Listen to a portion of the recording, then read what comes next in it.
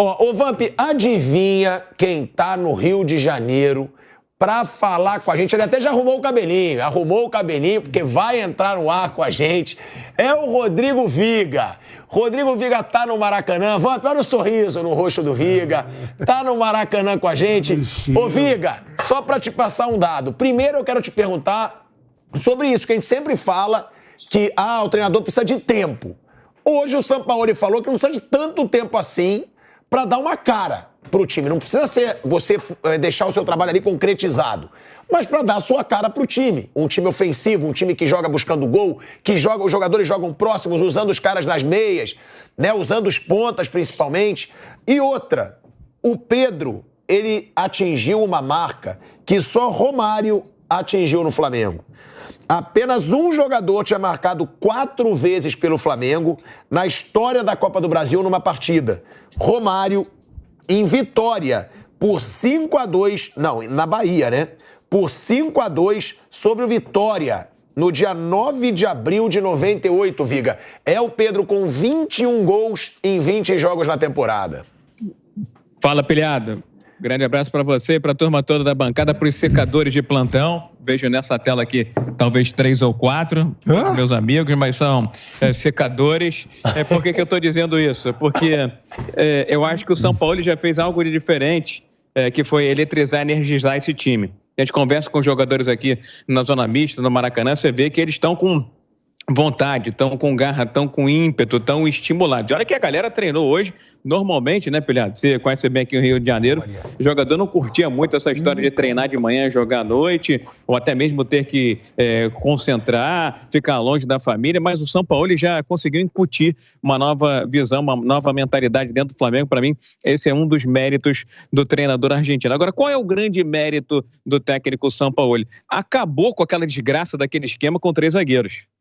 Nitidamente. Conversei agora há pouco aqui com o Cebolinha, por aqui agora há pouco também passou o Pedro. Você conversa com os jogadores e eles dizem que os jogadores do Flamengo, os jogadores brasileiros, têm dificuldade em absorver, em assimilar esquema com 3 zagueiros. O São Paulo até tenta, no segundo tempo, em algumas circunstâncias do jogo. Agora, eu acho que ele está tendo como grande predicado fazer o feijão com arroz. O que é fazer o feijão com arroz? Quem é o melhor lateral do Flamengo? O Varela já está no bolso, né? Wesley, é você, menino? Você vai jogar parelha de zagueiros, Ayrton Lucas. Esse é um problema que ele vai ter que resolver, porque o Ayrton Lucas vinha sendo a principal opção ofensiva do Flamengo. Jogando com o Cebolinha, os dois acabam ocupando quase que o mesmo espaço, mas daqui a pouco vai ter um jeito nisso. Qual foi o outro grande mérito para mim do técnico Jorge Sampaoli? Sacou o Vidal. Nitidamente o Vidal não tem condições de jogar 90 minutos. É um jogador para cozinhar o jogo, administrar o jogo, para gastar a bola. E o Gabigol, que até outro dia dizia que pretendia disputar vaga com o Pedro, e já sacou que disputar vaga com o Pedro vai ser muito difícil. Então tá recuando, tá jogando ora como beirada, ora como meia. Enfim, você vê que tá todo mundo disposto, animado e querendo colaborar. O Pedro já tinha feito 4 gols contra o Tolima naquele 7-1, você vai lembrar muito bem.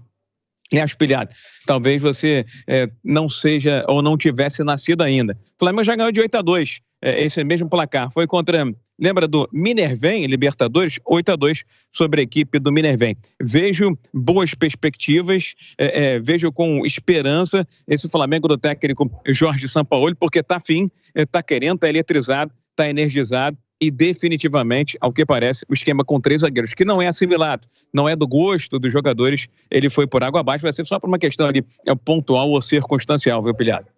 Olha aí, ó, Rodrigo Viga trazendo as informações, ele que tá lá no Maracanã, falando inclusive dessa postura, né, dos jogadores do Flamengo.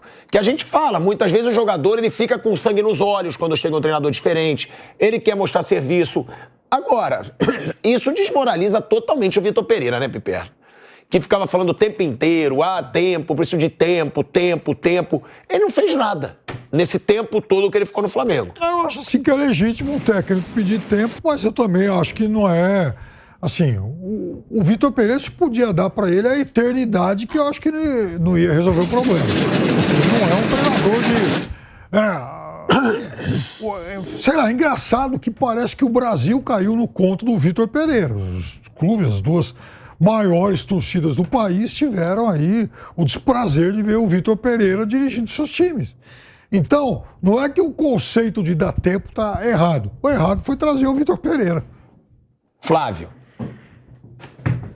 Eu sempre acho que tem que dar tempo para o treinador trabalhar. A partir do momento que uma diretoria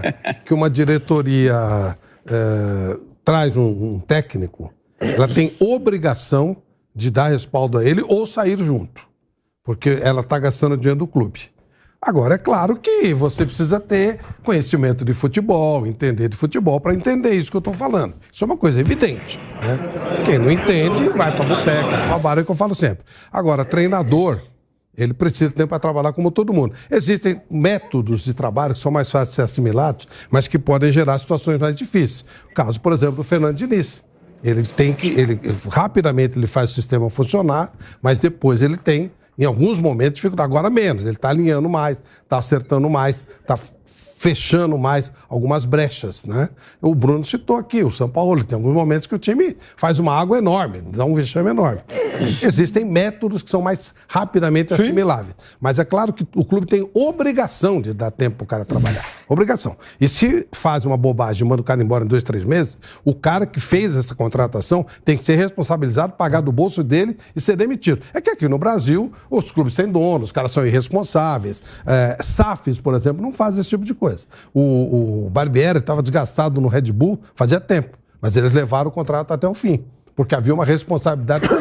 Vai ganhar título, no Flamengo, eles fazem de qualquer jeito, né? Você lembra que o Santos, não faz muito tempo, pagava, acho que para 7 técnicos. 6 ex. O Flamengo deve estar pagando para um monte de técnico. Sim. É uma irresponsabilidade. Parcelado, com certeza. É uma irresponsabilidade. Agora, o Pedro, a informação que a nossa produção passa é que ele passou o Cano, tá? Ele tem 21 gols em 20 jogos e o Cano tem 20 gols em 19 jogos. 4 hoje, né? Então... Sim, ele fez 4, passou o Cano que estava aí liderando de sobra. O Cano fez um monte contra o Volta Redonda, né? Naquele 7-0. Fez. Acho que fez 4 também. Acho que sim. Agora, falando sobre essa situação, né? A gente falou do Pedro, a gente falou do Gabigol, cresceu também, tem o Wesley, o lateral. Agora, o Gerson, né, Vamp? Porque o Gerson, desde a chegada do Sampaoli, a evolução do Gerson é impressionante. A gente até dizia, gente, o que aconteceu com o Gerson? Ele chegou da França, tudo bem, no começo fora de ritmo. Agora, depois, cadê aquele Gerson de 2019? Cadê aquele Gerson que era o cara que comandava o meio-campo do Flamengo? A bola tinha que passar pelo Gerson. E com o Sampaoli, ele fez uma partidaça contra o Internacional e fez um golaço contra o Internacional. Hoje, de novo, faz um bonito gol, porque o gol do Gerson foi um belo gol, não foi um golaço, mas foi um bonito gol, e jogando muita bola. Qual a importância do Sampaoli pro Gerson, Vamp? E provavelmente vai ser isso que vai acontecer, né? Ele vai jogar um pouco mais adiantado que o Sampaoli, porque hoje, mais uma vez, claro, tem que levar em consideração o adversário, que era um adversário bem mais fraco, que seria massacrado. Mas contra o Inter, não. Era o Inter fora de casa e ele também jogou mais adiantado. Em relação ao Gerson, né, a gente sabe a qualidade técnica do Gerson, que ele representou na última passagem dele pelo Flamengo. O Sampaoli o levou pro Olympique, né? Estiveram junto, conhecem bem o atleta. E aí, com a volta do Sampaoli, o Gerson, em algum momento, ele ia retomar a condição física dele, a alegria de jogar e com a confiança, né? E esses jogos é bom, foi um adversário mais fácil, tá ali no caminho, tá no caminho, tem que atropelar mesmo. Voltou a jogar bem mesmo, né? E outros jogadores também, eu acho que até o Cebolinha vai ganhando mais confiança, né? O São Paulo vai dando. O Marinho já tá até mais esperto, às vezes, porque já trabalhou. E foi um jogador que é um reforço caro, né? O Flamengo comprou o Gerson, comprou o Cebolinha. Comprou caro. Comprou caro, e esses caras têm que dar um retorno. E eu acredito que o São Paulo vai dar. Vampeta. Oi. Vampeta. Oi. Deixa eu fazer uma breve colocação, pelo que eu pude apurar aqui. O São Paulo ele tem por hábito de ter conversas coletivas e individuais com os jogadores. Ele conversou estritamente ou com um pouco mais de cuidado, com um pouco mais de atenção com 2 atletas, Everton Cebolinha e Gerson. Por quê? Porque ele entende que esses 2 jogadores podem render muito mais do que estão rendendo ou que estavam rendendo.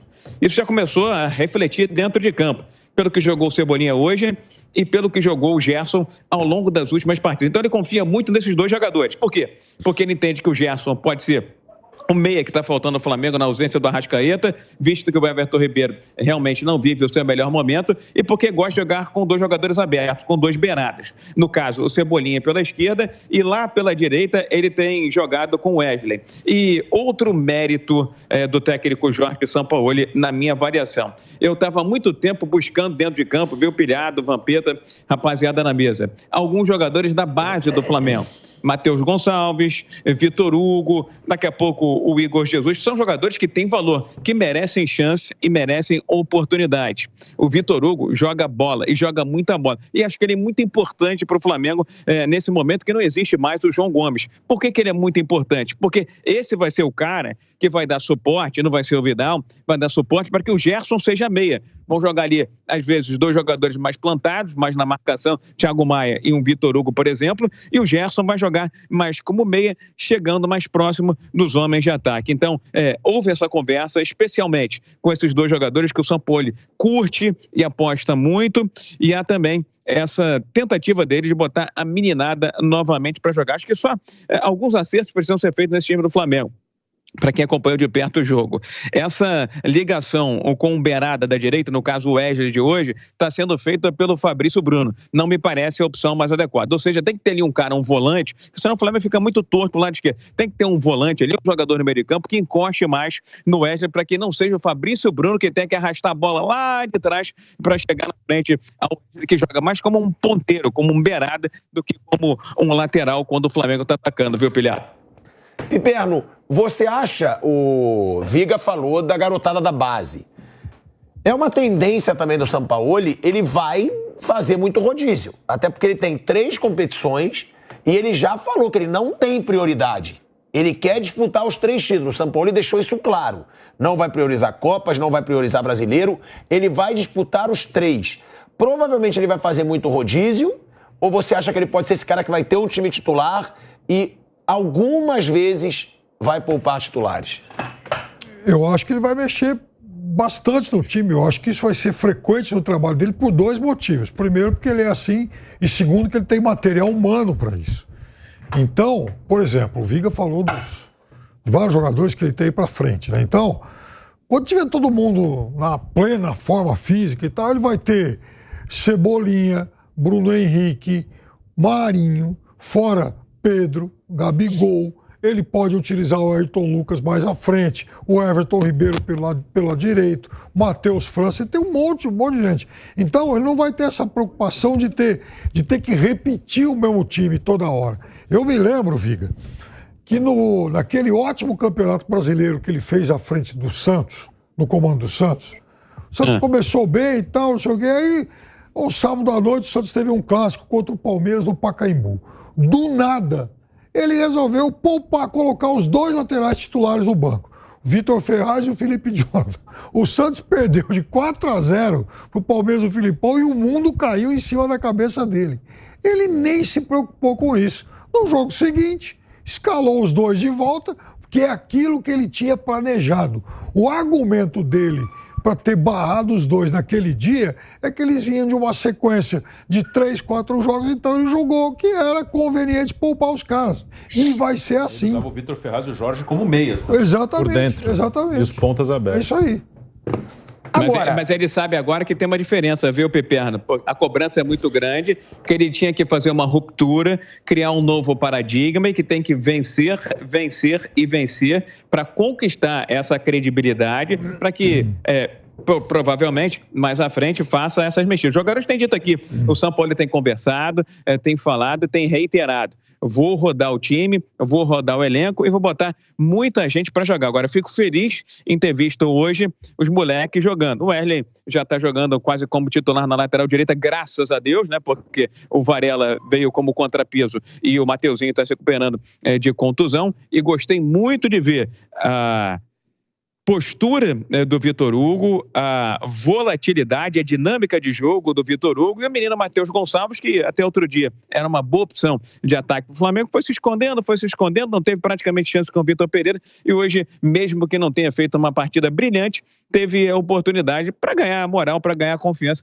Esse time do Flamengo está precisando justamente disso, de recarregar a confiança, a autoconfiança. E hoje eu vi 2 cenas aqui no Maracanã que eu não via há muito tempo. A galera, a torcida, mais de 50 mil torcedores, gritando: o campeão voltou, o campeão voltou. Isso foi muito importante, principalmente Gerson, que foi muito cobrado, muito criticado pela torcida, foi ovacionado pela torcida. Durante muitos segundos, torcida de pé, elogiando não só a atuação, mas o empenho do Gerson, que para muitos parecia um jogador que tinha esquecido o futebol lá no futebol francês. Olha aí, ó, é a torcida já reconhecendo, né, essa cara do Sampaoli.